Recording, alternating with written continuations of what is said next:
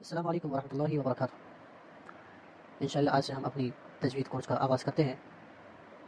بسم اللہ الرحمن الرحیم۔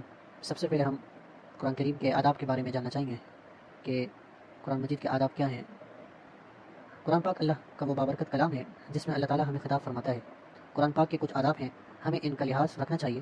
ان آداب میں سے سب سے اہم ادب یہ ہے کہ ہم قرآن کو بغیر وضو کے ہاتھ نہ لگائیں۔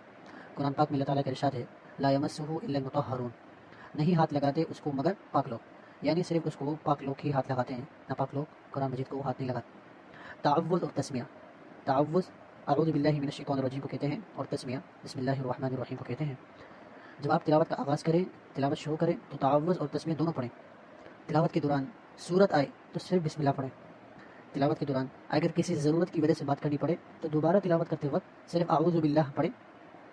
تلاوت کے دوران سورہ توبہ آ جائے، قرآن مجید کی ایک سورت ہے سورہ توبہ، اگر تلاوت کرتے کرتے سورہ توبہ آ جائے تو تعوذ اور تسمیہ کے بغیر تلاوت کو جاری رکھیں۔ تلاوت کی ختم کرنے پر صدق اللہ العظیم پڑھیں۔ ہم انشاءاللہ آپ اپنی نیکسٹ ویڈیو میں آپ سے ملیں گے، تو آپ سے درخواست ہے کہ ہمارے اس چینل کو سبسکرائب کریں اگر آپ مزید اس طرح کی ویڈیو دیکھنا چاہتے ہیں۔ السلام علیکم ورحمۃ اللہ وبرکاتہ۔